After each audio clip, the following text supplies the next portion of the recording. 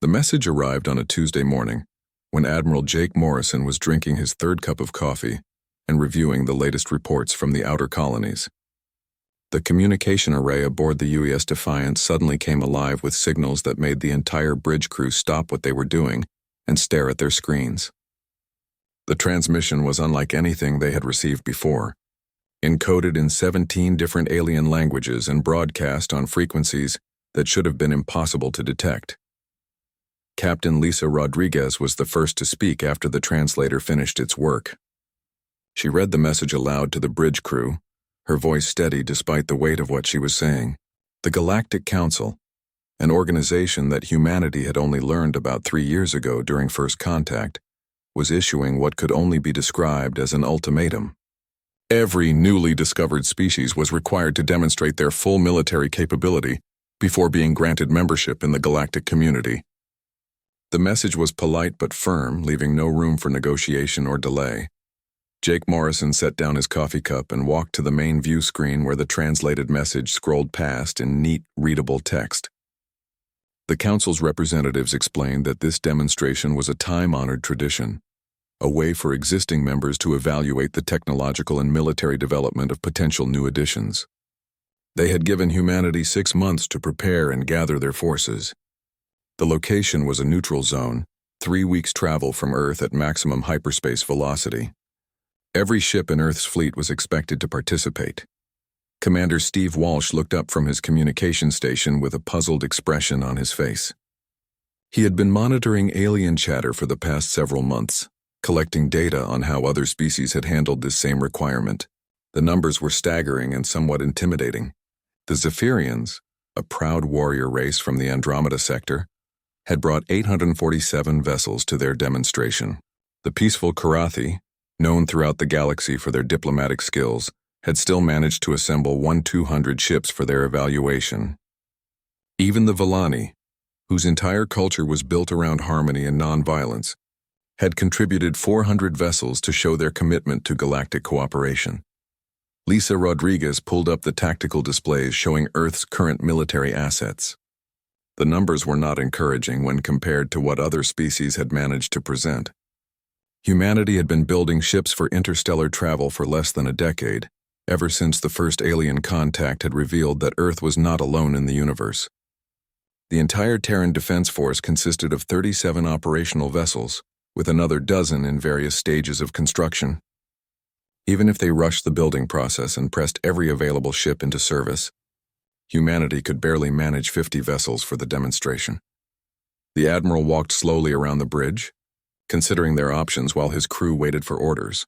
The UES Defiance was humanity's newest and most advanced warship, incorporating technology that had been developed through careful study of alien artifacts and 3 years of intensive research. The ship represented the best of human engineering, combined with carefully adapted alien innovations.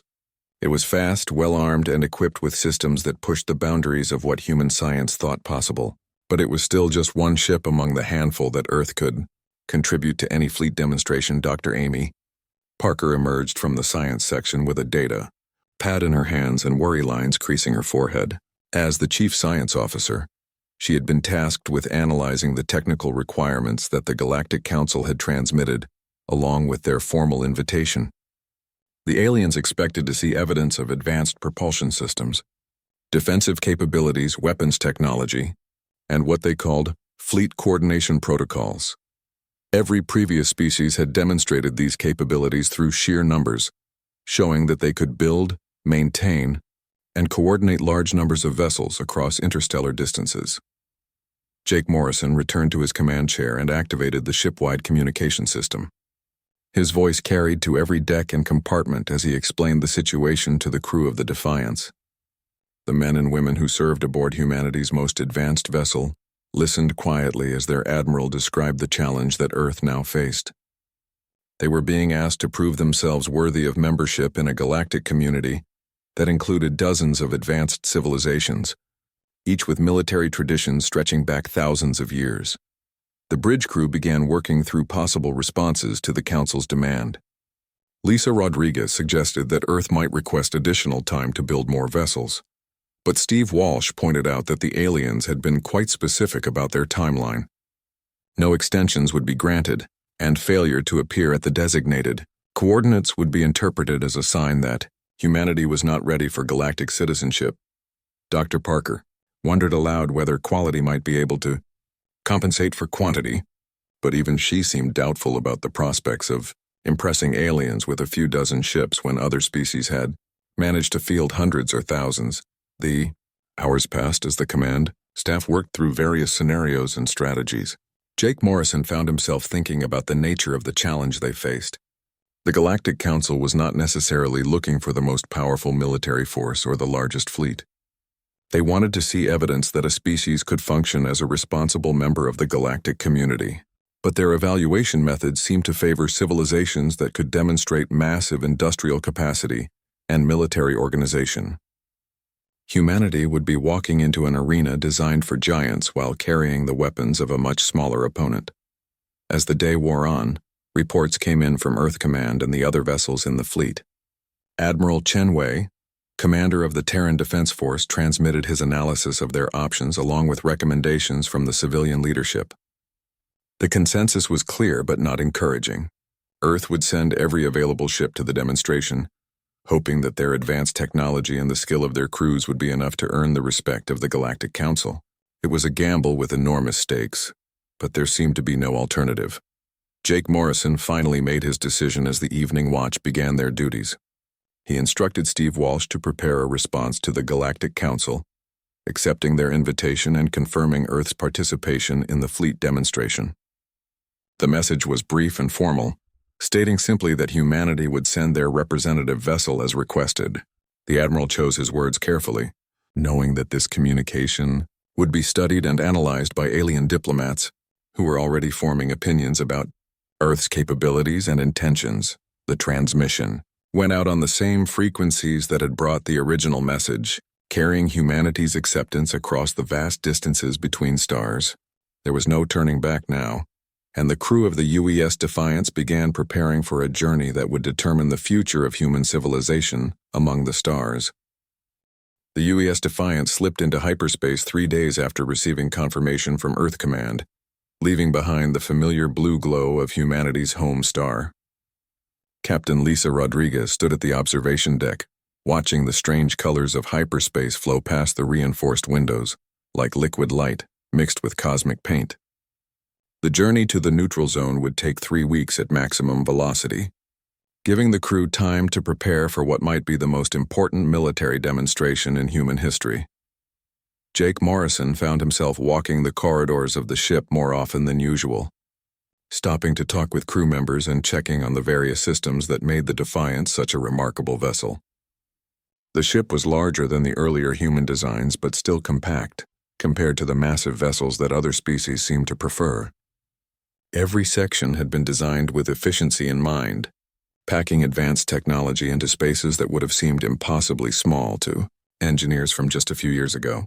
Dr. Amy Parker had converted one of the cargo bays into an expanded laboratory, where she worked around the clock with her team of scientists and engineers. They were running final tests on systems that had never been used in combat conditions, checking and double-checking calculations that could mean the difference between success and catastrophe. The technology they were preparing to demonstrate had been developed in secret, hidden from alien observers who might have been monitoring human progress over the past 3 years. Commander Steve Walsh spent his time in the communication center, monitoring the increasingly busy chatter from the neutral zone. Ships from across the galaxy were converging on the coordinates provided by the Galactic Council, and each new arrival was announcing itself according to proper diplomatic protocols. The hegemony had sent a fleet of crystalline vessels that sparkled like jewels against the darkness of space. The Karathi brought their signature dome-shaped ships that could reconfigure themselves for different types of combat. Even species that humanity had never heard of were contributing vessels to what was becoming the largest gathering of military force in recent galactic history. Lisa Rodriguez reviewed the intelligence reports that Earth Command had managed to gather about previous fleet demonstrations. The pattern was always the same, with newly discovered species bringing hundreds or thousands of vessels to prove their worthiness for galactic citizenship. The displays were elaborate and carefully choreographed, showing off advanced propulsion systems, defensive technologies, and weapons that could crack planets or level entire star systems. The Galactic Council watched these demonstrations with the clinical interest of scientists studying specimens, taking notes and making judgments that would determine the future relationship between the new species and the rest of galactic civilization. The crew of the Defiance knew they were heading into a situation where they would be vastly outnumbered by every other participant.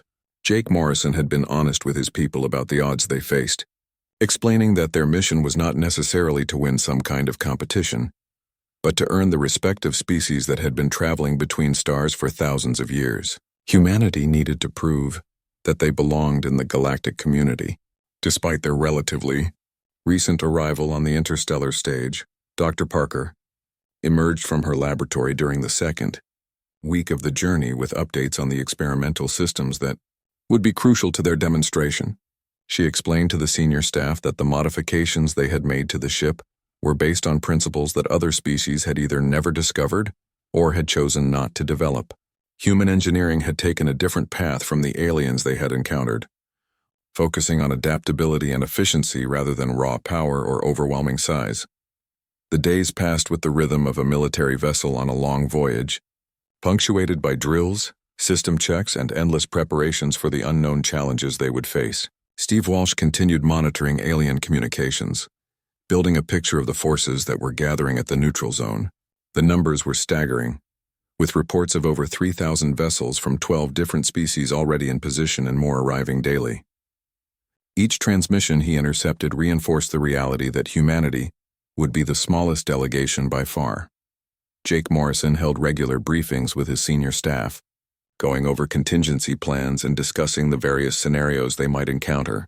The Admiral had studied every piece of available information about the Galactic Council's evaluation process, looking for clues about what the aliens were really looking for in potential members. The historical records suggested that the demonstrations were as much about political positioning as military capability, with established species using the events to reinforce their own status within the galactic hierarchy. Lisa Rodriguez worked with the tactical team to develop presentation protocols that would showcase the Defiance's capabilities without revealing all of humanity's secrets. They needed to impress the aliens while keeping certain technologies classified, a delicate balance that required careful planning and precise execution. The ship's crew ran through simulation after simulation, preparing for questions and challenges that might arise during the demonstration. The third week of the journey brought increased tension as they approached their destination. Long-range sensors began detecting the massive gathering of alien vessels at the neutral zone coordinates, and the crew of the Defiance got their first real look at what they were flying into.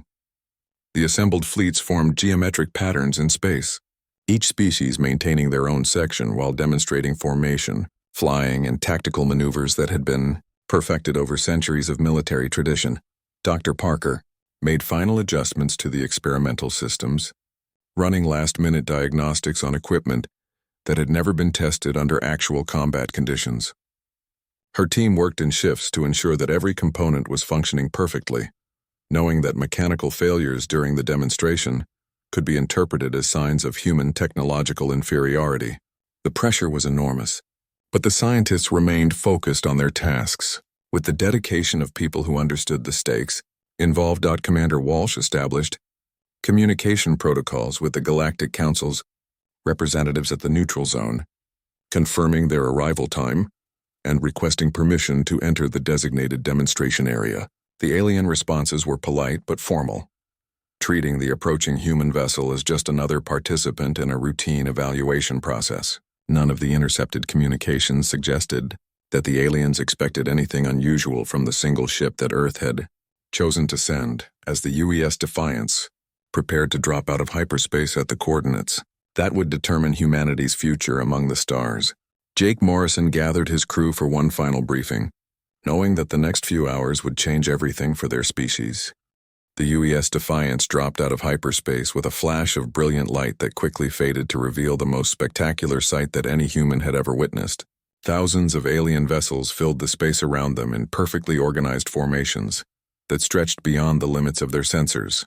Each species had claimed their own section of the neutral zone, creating geometric patterns that demonstrated both military precision and artistic beauty on a scale that dwarfed anything humanity had ever attempted. Captain Lisa Rodriguez stood beside Admiral Jake Morrison on the bridge, both of them staring at the main view screen in stunned silence. The hegemony's crystalline ships caught starlight and reflected it in rainbow patterns that painted the surrounding darkness with dancing colors. The Karathi domes moved in synchronized waves like a school of metallic fish swimming through an ocean of stars. Massive cylindrical vessels from the Thorian Empire hung motionless in space, their hulls covered with weapon ports that could reduce planets to cosmic dust. Commander Steve Walsh worked frantically at his communication station, trying to process the flood of signals that were washing over their ship from all directions. Every alien vessel was broadcasting identification codes, status reports, and ceremonial greetings, according to protocols that had been established centuries before humans had learned to make fire. The sheer volume of organized communication traffic was overwhelming, representing a level of coordination that Earth's military planners had never imagined possible. Dr. Amy Parker moved between her science stations, recording everything their sensors could detect about the alien technologies on display. Each species had brought vessels that showcased their particular approach to interstellar warfare, from the elegant energy-based weapons of the Villani to the brutal kinetic systems favored by the warrior clans from the Outer Rim. The diversity of designs and capabilities represented thousands of years of parallel technological development across dozens of different worlds. Hours passed with no sign of additional human vessels appearing in the demonstration area. The alien fleets waited patiently in their assigned positions, while their commanders monitored communication channels for announcements of new arrivals. Jake Morrison could feel the weight of thousands of alien eyes studying his single ship, trying to understand why the humans had sent such a small delegation to what was supposed to be a comprehensive display of military capability. The first direct communication came from Ambassador Veltar of the Hegemony, whose crystalline vessel served as the neutral coordinator for the demonstration. His message was polite but carried an undertone of confusion that was difficult to miss. The ambassador inquired whether the UES Defiance was experiencing technical difficulties that had prevented the rest of the human fleet from making the journey to the neutral zone. Perhaps their hyperspace drives had malfunctioned, or maybe they had encountered hostile forces along the way. Lisa Rodriguez responded to the inquiry with carefully chosen words, explaining that the Defiance represented Earth's complete delegation to the fleet demonstration. She thanked the ambassador for his concern, but assured him that no technical problems had occurred during their journey. The human ship was exactly where it was supposed to be, ready to participate in whatever evaluation procedures the Galactic Council had prepared for this gathering. The response created a wave of confused chatter across the alien communication networks that Steve Walsh monitored from his station. Military advisors from different species began discussing the implications of humanity's apparent lack of ships, trying to determine whether this represented incredible arrogance or simply a fundamental misunderstanding of galactic protocols. Some suggested that humans might have evolved on a world with limited resources, making it impossible for them to build large fleets. Others wondered if Earth's civilization was so young that they had not yet developed the industrial capacity needed for serious military construction. Council mediator Thais, a tall reptilian creature whose species had been managing galactic diplomacy for over 2,000 years, transmitted a formal inquiry to the Defiance. His message requested clarification about humanity's intentions and asked whether Earth Command had perhaps sent additional vessels that were traveling on different routes or operating under some kind of stealth technology. The mediator emphasized that the evaluation required a complete demonstration of military capabilities, which traditionally meant bringing every available warship to the neutral zone. Jake Morrison took personal responsibility for responding to the Galactic Council's inquiry, knowing that his words would be analyzed by alien intelligence experts and recorded in official diplomatic archives. He explained that Earth had sent exactly what was requested in the original invitation, their representative vessel. The Admiral emphasized that humanity was fully prepared to participate in the demonstration and looked forward to showing the Council what human engineering could accomplish. He did not elaborate on the specific capabilities of his ship, preferring to let the aliens discover those details during the actual evaluation. The alien fleets began repositioning themselves as word spread through their ranks about the human situation. Some species moved their vessels closer to get a better look at the single ship that Earth had contributed to the gathering. Others maintained their distance, perhaps concerned that the humans were concealing some kind of dangerous technology that made large fleets unnecessary. Military commanders from across the galaxy studied the sleek lines of the UES Defiance, trying to identify weapon systems and defensive capabilities that might explain humanity's confidence in sending only one vessel. Dr. Parker detected multiple targeting systems locking onto their ship as alien. Weapons officers conducted detailed scans of the Defiance's hull and internal structure. The aliens were being polite about their surveillance, using passive sensors and low-power scanning beams that would not be considered hostile under normal diplomatic protocols. But the message was clear. They were treating the lone human vessel as a potential threat that needed to be thoroughly analyzed and understood. Lisa Rodriguez reviewed the tactical situation from her position at the command station, noting the positions of the nearest alien vessels and calculating possible escape routes if the demonstration somehow turned into an actual combat situation. The Defiance was fast and maneuverable, but even the most optimistic projections showed that they would be overwhelmed within minutes. If the aliens decided to test human defenses through direct action, rather than passive observation, Commander Walsh reported increasing activity on the alien communication networks as military leaders from different species began discussing contingency plans for dealing with what they perceived as an unprecedented situation. Never before had a species attempted to participate in the fleet demonstration with such a small delegation, and the established protocols did not provide clear guidance for how to proceed. Some voices suggested that humanity should be given additional time to bring more ships, while others argued that the evaluation should continue as planned to see what the single vessel could actually accomplish. The tension continued building as alien commanders debated their options and human crew members prepared for whatever challenges lay ahead in this cosmic arena where the future of their species would be determined by the performance of one ship against the combined might of galactic civilization. The moment of truth arrived when Council Mediator Thys transmitted the formal signal to begin the fleet demonstration, sending a cascade of light patterns across the gathered alien vessels that had been waiting for this moment for days. Admiral Jake Morrison felt the weight of human civilization resting on his shoulders as he gave the order that would change everything. He turned to Captain Lisa Rodriguez and spoke the words that had been planned for months in the deepest levels of Earth's military command structure.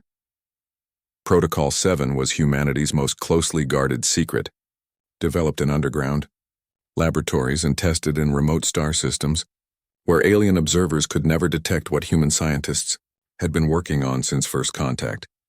Dr. Amy Parker moved to her specially modified control station and began activating systems that appeared nowhere in the ship's official technical specifications. Her hands moved across controls that would have seemed impossible to alien engineers who thought they understood the basic principles of interstellar technology. The HFY Defiance began to change in ways that made the watching aliens question what they were seeing through their sensors and observation windows. The ship's hull started shifting and reconfiguring itself, revealing that what had appeared to be standard armor plating was actually something far more advanced. Sections of the outer hull folded back to expose manufacturing bays and construction systems that had been hidden beneath false surfaces designed to look like conventional ship architecture. Commander Steve Walsh monitored the flood of confused communications that erupted from the alien fleets as they watched the human vessel transform before their eyes. Military commanders who had been quietly discussing the best ways to handle one small ship suddenly found themselves trying to understand technology that challenged everything they thought they knew about spacecraft design and construction. The crystalline vessels of the hegemony began moving to get better sensor readings while the Karathi domes adjusted their formations to maintain what they hoped would be safe distances. The first drone emerged from the Defiance's manufacturing bay like a silver fish swimming out of a mechanical reef, followed quickly by a second and then a third. Each new vessel was smaller than the parent ship but carried the same sleek design and advanced systems that made human technology so different from what other species had developed. Dr. Parker's teams had worked for years to perfect the process of rapid construction using raw materials that could be gathered from asteroids, space debris, and the basic elements that filled the empty regions between stars. Lisa Rodriguez watched the tactical displays as more drones appeared around their ship, each one adding to a growing formation that was expanding faster than the alien observers could track. The manufacturing process was completely automated, controlled by artificial intelligence systems that human scientists had been developing in secret, while publicly claiming that true machine consciousness was still beyond their reach. Each drone that emerged from the construction bays was fully functional and capable of independent operation, equipped with weapons and defensive systems that matched the specifications of the original vessel. Jake Morrison opened a communication channel to address the alien fleets that were watching humanity's demonstration with increasing amazement and concern. His voice carried across space to reach thousands of vessels as he explained what they were witnessing.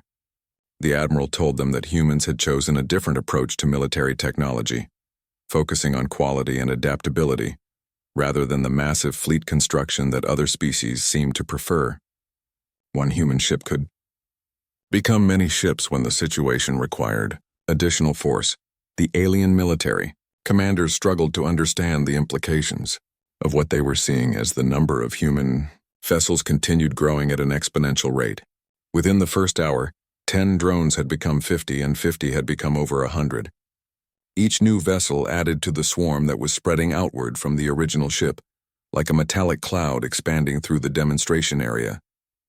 The construction process showed no signs of slowing down, limited only by the availability of raw materials that the drones were harvesting from nearby asteroids. Dr. Parker transmitted technical data to the Galactic Council explaining that human engineering had solved the fundamental problem of logistics and supply chains that limited other species to building ships in fixed locations over extended periods of time.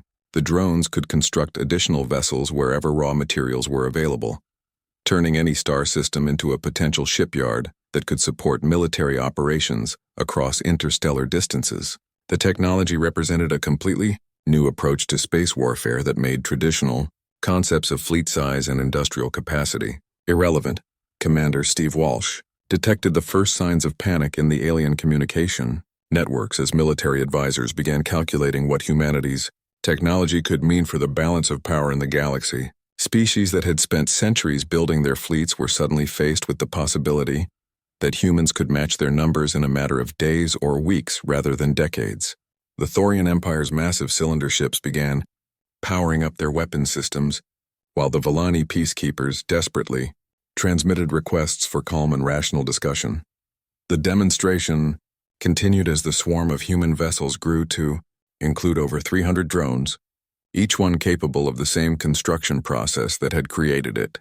Lisa Rodriguez realized that they had reached the point where the aliens were no longer watching a military demonstration but witnessing the birth of a new type of civilization that could expand across the galaxy faster than anyone had thought possible. The original plan had been to create enough vessels to match the smaller alien delegations, but the exponential growth was continuing beyond even their most optimistic projections. Admiral Morrison made the decision to halt the construction process before the situation escalated into actual combat as some of the alien fleets began positioning themselves for what they clearly considered a potential threat to galactic security. He ordered Dr. Parker to shut down the manufacturing systems and instructed the drone swarm to assume defensive positions around the original vessel. The sudden silence that followed was more dramatic than any words could have been, demonstrating that humanity had complete control over forces that could have continued growing until they outnumbered every ship in the neutral zone. The alien fleets hung motionless in space as their commanders tried to process what they had witnessed and develop appropriate responses to a situation that had no precedent in galactic history. Council mediator Theiss transmitted a formal request for immediate diplomatic negotiations while military leaders from 12 different species began urgent consultations about how to handle a new member of the galactic community whose single ship had just become a fleet capable of challenging the combined might of established civilizations. The silence that followed the end of humanity's demonstration lasted for exactly 17 minutes and 43 seconds, according to Commander Steve Walsh's chronometer. During those 17 minutes, the fate of an entire species hung in the balance. While alien military commanders held emergency conferences and diplomatic representatives tried to determine whether they had just witnessed a peaceful display of technology or a direct threat to galactic security. Captain Lisa Rodriguez monitored the defensive positions of the human drone swarm that now surrounded the UES Defiance in perfect geometric formations. Over 500 vessels had been constructed during the demonstration, each one fully operational and capable of independent action under the control of the artificial intelligence systems that other species had assumed were beyond human technological capabilities. The sight was magnificent and terrifying at the same time, representing a level of military potential that no single species had ever displayed during previous fleet evaluations. The first response came from an unexpected source when 3 Zephyrian warships broke formation and transmitted formal surrender requests directly to Admiral Jake Morrison. The proud warrior race that had dominated their region of space for over 1,000 years was acknowledging human superiority without even waiting for official diplomatic negotiations. Their military commanders had calculated the implications of humanity's technology and reached the conclusion that resistance would be pointless against an enemy that could build fleets faster than they could be destroyed. Dr. Amy Parker received urgent requests for technical information from scientific representatives of 6 different species who wanted to understand the principles behind the rapid construction process they had witnessed. The alien scientists were offering to share their own research data in exchange for access to human manufacturing techniques, but Amy knew that such decisions were far beyond her authority to make. The technology that had made the demonstration possible represented decades of secret research that Earth's leaders would not share. Lightly, Admiral Morrison found himself in the unprecedented position of a military officer whose successful demonstration had created a diplomatic crisis that threatened to destabilize the entire galactic community. He opened communication channels to address the assembled alien fleets, speaking carefully to avoid any words that might be interpreted as threats or demands. The Admiral explained that humanity sought peaceful coexistence with all species and had no intention of using their technology for aggressive expansion or conquest of established territories. Council Mediator. This transmitted a formal invitation for Jake Morrison to address the full Galactic Assembly, breaking with centuries of tradition that required new species to undergo extended evaluation periods before being granted direct access to the galaxy's ruling body. The reptilian diplomat made it clear that humanity's demonstration had changed the fundamental assumptions that governed relationships between species, creating a situation that required immediate attention.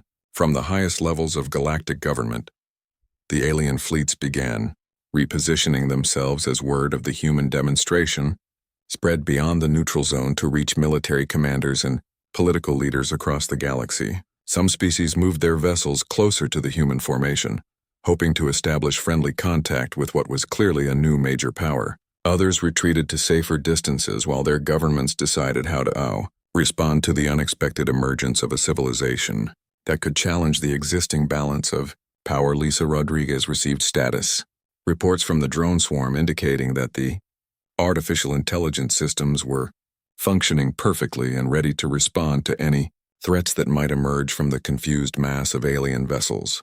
Each drone was equipped with defensive systems that could protect against the energy weapons and kinetic projectiles that other species favored, while their own weapons incorporated design principles that human engineers had developed specifically for use against alien technology.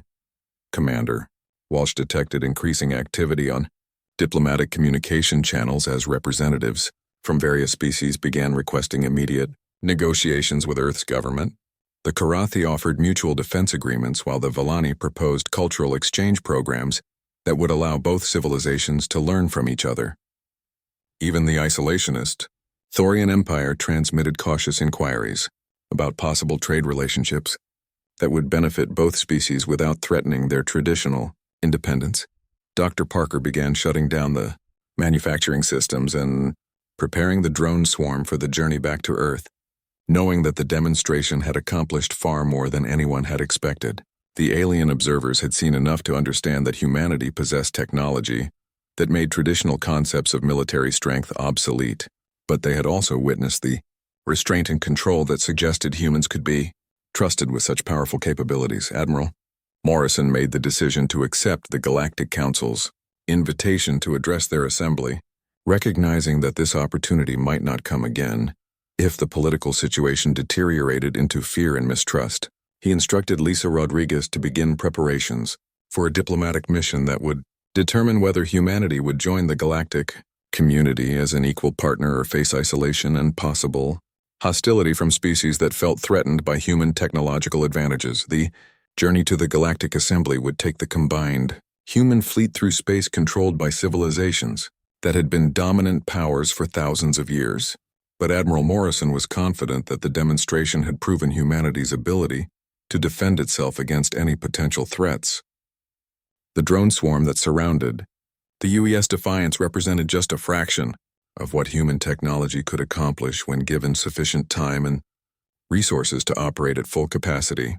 As the alien fleets began dispersing from the neutral zone, carrying news of the human demonstration to their homeworlds and military commands, Steve Walsh transmitted a simple message back to Earth that would be remembered in history books for generations to come. His words were brief but carried the weight of a species that had just announced its arrival on the galactic stage with a display of technological superiority that no one had expected. The message read, "Mission accomplished. The galaxy now understands why we only needed one ship." Jake Morrison looked out at the stars that humanity would soon be exploring freely, no longer restricted by the territorial boundaries that other species had established before Earth learned to build vessels capable of interstellar travel. The demonstration had ended with humanity taking its place among the major powers of the galaxy, not through conquest or intimidation, but through the simple act of showing what human ingenuity could accomplish when properly applied to the challenges of space, warfare, and diplomatic negotiation. The age of human expansion among the stars had officially begun, and the galaxy would never be the same.